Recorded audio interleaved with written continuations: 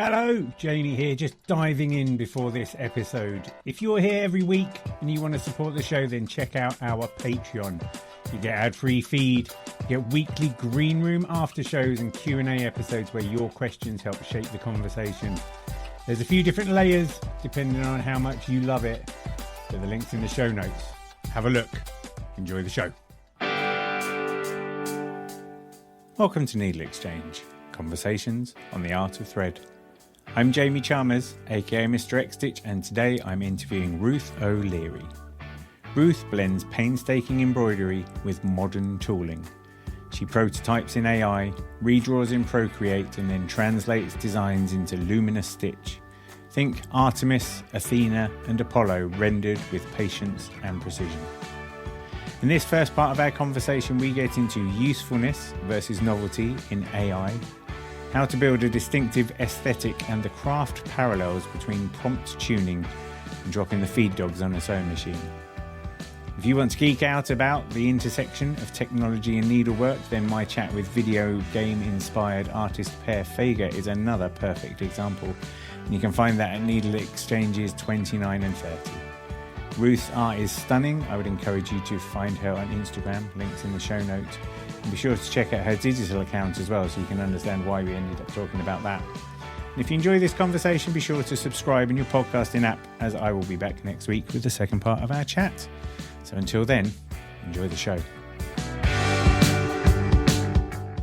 Can we travel back in time? Can we go back to how you got into needlework in the first place? Can you tell me the tale? My family, I suppose, my mum and my grandmother, and my mum unfortunately my mum is now partially sighted, so that means she can no longer sew, but previously she used to make the most beautiful soft toys, absolutely gorgeous soft toys, and granted a bit of everything, bit of quilting, a little bit of embroidery. So like many people, I just learned from them when I was a kid. It never crossed my mind that this might be something people did for a living, so it wasn't. It was just a hobby that came back to on occasions. I think when I was a student, my first embroidery project was stitching the name of a band on the back of a denim jacket. I found that I'd rather enjoyed the process and then just kept on going just for fun. Yeah. And so how, I'm not trying to do a thing where I lead you into telling me your age, but I mean, how long has that been, has it always been a hobby all the way along, that's... Ever since then, yes. So that is a depressingly long time in the past. So, yeah. So, yes, whenever that was, 30 odd years, I suppose, yes. Right. And then at what point did you get involved with the Embroiderers Guild? Oh, heavens. God, I can't remember. How long ago was the Embroiderers Guild? I happened to bump into a lady in the department store when I was buying some thread, and she was buying some thread, and she got chatting, and she said, "Why don't you come along to the Embroiderers Guild? You'd probably like it." And I've been a member ever since. So that was just completely random.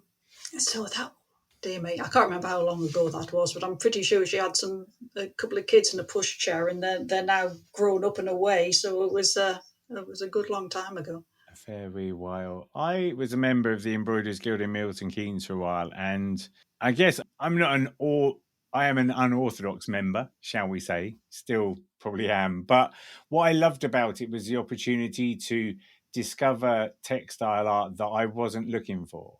So therefore to find out about things I liked, but I never would have thought to have discovered I liked it. It makes absolute sense, yeah. Yeah, I'm interested in what, and before we talk about like you being the chair of the branch and all those sorts of things, there are still Embroiderers Guild groups, even if that's not what they're called anymore. And it would be interesting for us to work out the pitch for why people should bother to get involved in them.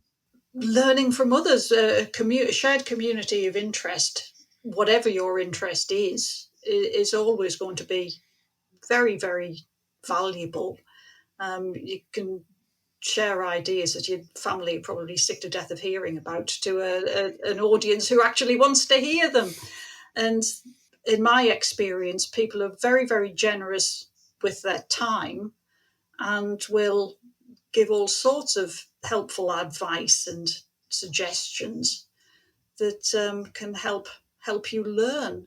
When I first joined the Embroiderers Guild, however long ago that was, I was just sort of messing about a bit, didn't really know what I was doing, and I've had no formal training at all. So learning from some of the older ladies there was invaluable. To just seeing what was possible, seeing what they did, seeing hints and tips for really basic stuff like putting your fabric onto a frame, things that somehow nobody seems to teach you, but you really need to get right, otherwise it's not going to work.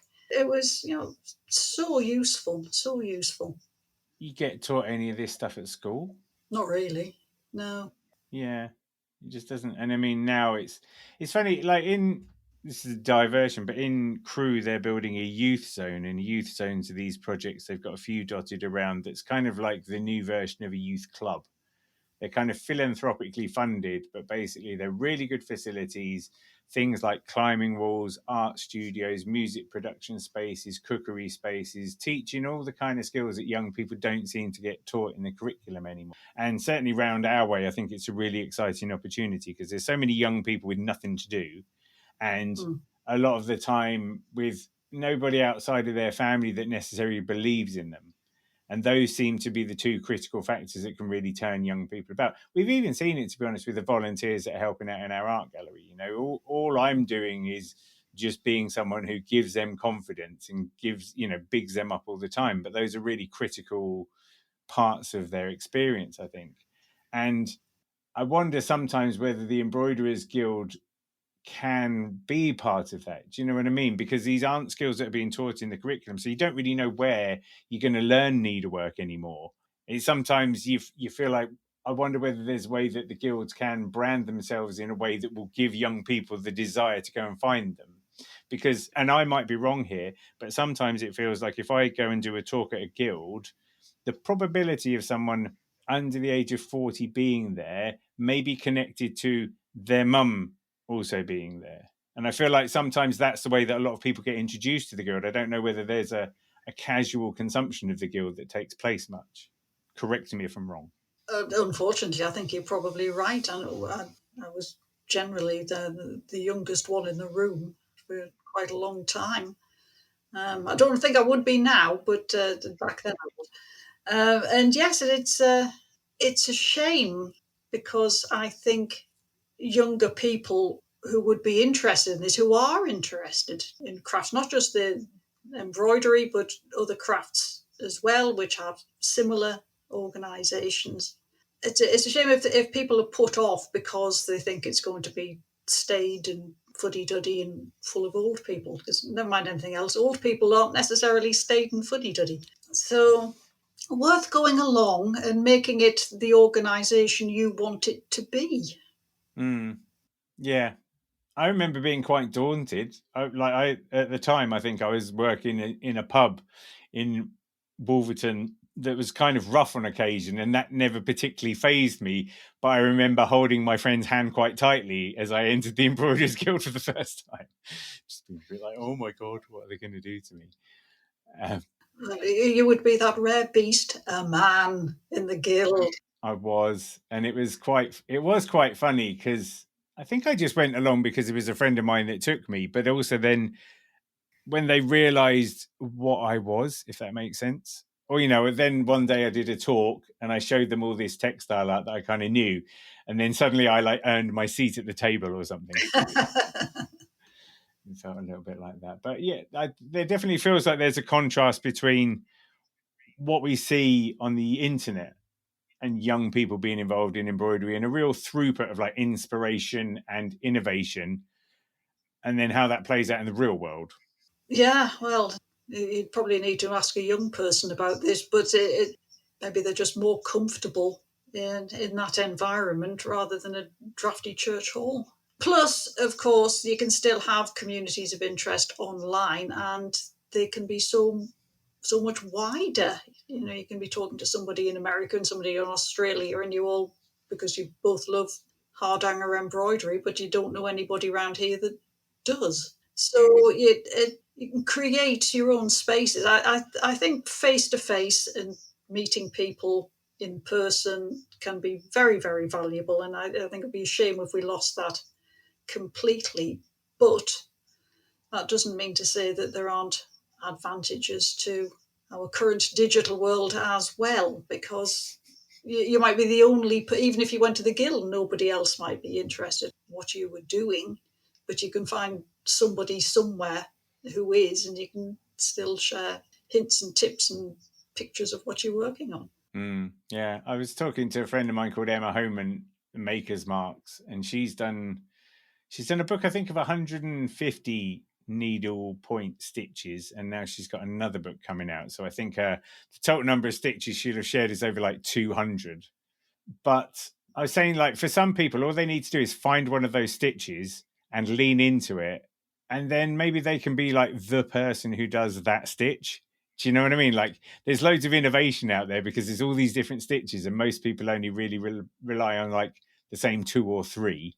Well, I know I do. You could be the queen of Cornish sheepshank, or I've just made that up. Oh, somebody should go and invent that, though. I'm sure you could do something. But my work's pretty well all long and short stitch, all bits of back stitch or split stitch and things. So nothing wildly complicated as far as the stitch goes. And it doesn't have to be if you can pick 1 or 2 stitches and do them well. Yeah, I think it's just interesting. I think that you have this opportunity for people I don't know, like the market's really saturated sometimes, and yet there's still innovation. But I was saying that like a real good shortcut would be to find 1 or 2 of these stitches and just noodle around with those for like a year and see what creative paths they take you, whether it allows you to be more textural in your work and that kind of thing, Absolutely, yeah. But I'm probably sadly lacking in my knowledge of individual stitches. Cornish sheepshank could be a real thing for all I know. It deserves to be, because I've found what works for me and I tend to stick to it. Yeah, but then you're exploring the design side of things, aren't you, I suppose, and that's where... Yeah, so that I know that this particular limited range of stitches allows me to get the effects that I'm attempting to achieve. If I wanted to do something and found that they weren't, then go and explore a bit further. Sometimes I'll try things just for fun, like teaching myself tambour beading from videos on YouTube. Never really incorporated that into anything much, but it was fun. You've done gold work? I have done gold work, yes. I went through a bit of a gold work phase, but so that was fun as well. And I think I keep going back to the same stitches because I have a particular look that I enjoy making, and I'll end up going back to that. And I know the stitches that I can use to help me achieve that. But every so often I'll have a go at something else just for the hell of it. Are you still a member of the guild? I am, yes. I'm not a member of a group, but I am a member of a guild as an individual member, yeah. Right. Come along to some of their talks and things online, which are always well worth attending. Excellent. Yeah, I've got a talk next January at my local branch, which actually is like, when is it? About half an hour drive from here. Mm-hmm. Should probably just go to it from time to time, like a normal person. And see what I can learn. Right, I'm going to ask you questions that are hard questions now about the favourite things of yours. They are hard questions. They're terribly hard questions. I never thought when I started this, I thought it'd just be a good one to just measure across, just nice, easy questions, find out people's influences. But as I've said before, I can say to someone, let's talk about the creative journey. Let's talk about the fear you feel when you put yourself out there. And people are like, that's nice and easy. Then I'm like, what was a good film? And they're like, oh. Well, I'm glad it's not just me. Let's go for films. Do you have a favourite film? Yeah, I don't know that I don't really have favourites in anything. I don't think I have favourite genres. I have a sort of loose and amorphous cloud of things that might be my favourite at any given time, but it fluctuates rather a lot. Are there any, let's like not one favourite. Let's talk about genres. Big fan of science fiction, always have been since I was a kid. Okay, like top 3 sci-fi films that come to mind? Oh, the original Star Wars, of course. Who wouldn't? Have you seen Dune? The sort of recent, I haven't seen the sequel. I saw the one before that. Fantastic. Worth watching for the production design alone, even if you don't care about the plot. Go and watch it for how it looks. I seem to remember feeling quite exhausted after watching it. Yeah, like I can understand that. Yeah, but it's phenomenally well designed. I mean, it looks beautiful, beautiful. So costume design, the set design, everything about it. Never mind the plot. Wonderful, wonderful thing to look. Just watch it with the sound off. Well, the music's good as well. You need to listen to that. Yeah. Oh, yes. Yeah. The fantastic films. Adore them. That's cool. Anything of the sort of aliens type things, or do you just prefer like big worlds? Yeah. Oh, Alien, the original Alien in particular. Wonderful film. Terrifying. That's good. Okay. Books? Again, I like science fiction novels. Not so much fantasy. Never really got going with fantasy, but science fiction, still like that. Or a lot of non-fiction. When it comes to fiction, I'll usually go sci-fi, but non-fiction, popular history, I suppose. Okay. Give me some pointers. I'm going to write down, particularly a lot of the time what I do is I just write down book recommendations as a present for my wife, but she's not into sci-fi, but I sort of am. Ian M. Banks, the culture novels by Ian M. Banks, Peter F. Hamilton. I don't know why they always have middle initials, but Peter F. Hamilton. I love his books. And what about non-fiction then? What was the last one that sticks out? I think the last non-fiction book I read was The Lost Heirs of Medieval England, which is quite descriptive in a way. So people who should have come to the throne but for one reason or another didn't, usually on account of being dead. So that was absolutely fascinating. So I enjoyed that. Here's a question: like, what happened in England? Like, like the Dark Ages. Mm-hmm. What were we doing then? Because I can't imagine it was just we were all ignorant. Is that what it was? Yeah. I mean, if it's between the end of the Roman Empire and before things started to destabilise and the Saxon period, then the government had collapsed.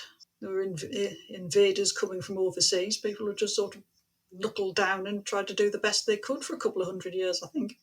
And just Not being that kind I'm of a historian. No, but you know more than me, clearly. But I mean, I guess just kind of agrarian. Yeah, just sort of subsistence, yeah. I was struck by, I think my oldest daughter said that the ancient Egyptian empire went on so long that they had their own ancient history department about themselves because they went on for like 7,000 years or something. Yes, I think I remember reading that we are closer in time to Cleopatra than Cleopatra was to the first pharaohs. Yeah, right, yeah. She's closer to the iPhone. I sort of hope that maybe we'll get to 7,000 years, but it could go either way these days, doesn't it, Phil? Okay, music. Oh, very diverse, I think. Possibly sort of on the rockiest side of things, but I like all sorts of things. Sort of, I have an enormous playlist that has God knows what on it. So it's just sort of random stuff that I've added. I do prefer singles to albums. I've never really been much of an album listener. I've always much preferred an odd selection of whatever singles happen to come to hand at the time. That's interesting. Yeah, because I quite like albums because sometimes you hear a song that was good that nobody ever really knew about. You would sometimes get that on B-sides as well back in the day when they were actually vinyl. I always used to listen to the B-sides because you sometimes get the odd gem on the B-side that you wouldn't have found otherwise. Yeah, if they're going to put it on there. We've lost that. We've lost directors' commentaries on DVDs as well. Let's miss it. So are there any, again, bands that spring to mind? Are we talking like Queen or any of that sort of stuff? Oh, yes. When I was, 18, I think, went to see Queen in concert. And I think it was my first proper concert, and it remains the best ever. It was just fantastic. So And I went there because I won tickets, not because I had any in particular interest in Queen, and emerged a huge fan because it was just the best performance anyway. So yes, I still have a soft spot for Queen. That's cool. Have you seen We Will Rock You? No, is that the? Like the musical? Yeah, I haven't. No, I'm not really very into musicals, but even the more sort of jukebox ones. So no, I haven't seen that. Is it? Can you recommend it? Well, I only say this because I was listening to The Rest is Entertainment this week, and they were talking with Ben Elton, who wrote it, and the way he was talking about it, because I think he turned it into a sort of Arthurian space opera that's kind of set 300 years in the future, Right. where most people are hypnotized by devices that are holding their attention. Like, this is written in the late 90s, so eerily predictive. But basically, yeah, there's like all these people algorithmically held by music, but there's this one band who had a guitar and it's in some rock, and whoever pulls it out, can like release everybody from these musical prisons or something. I feel like you'd probably like it. Yes, that sounds totally demented. I should go and see that. That sounds great.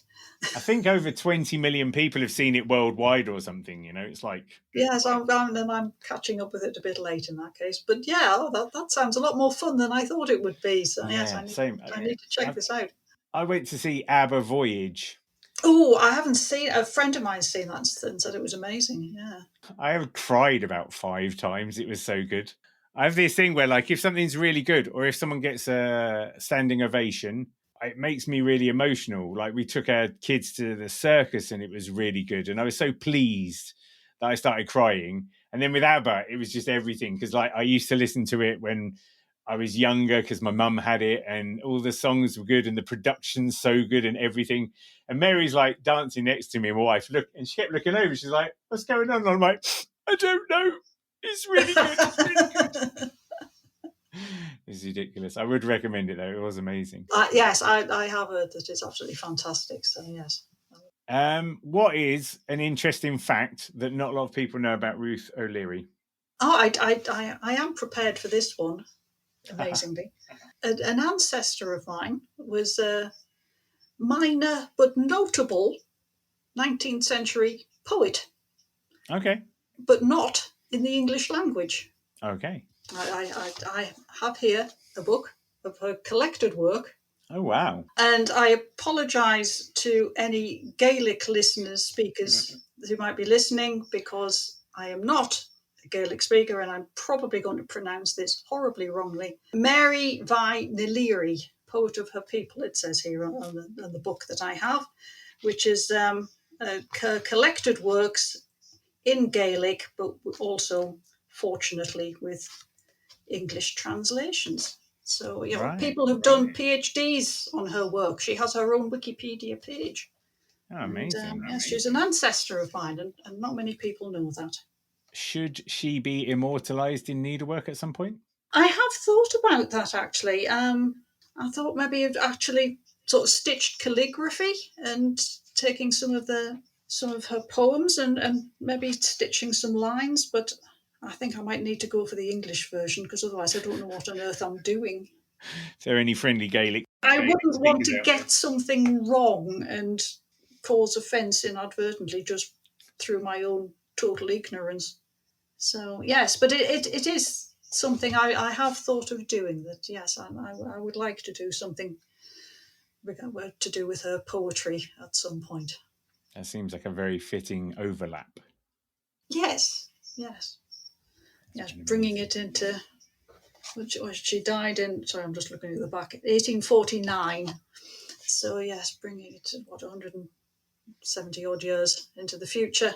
Yes. It gives you 24 years to do something, and you could go for the double centenary. Yes, good plan. Yes. Heard it here first, people. Well, I might get around to it by then. That's cool. Ruth, thank you for having the Needle Exchange with me. It's been an absolute pleasure. Thank you.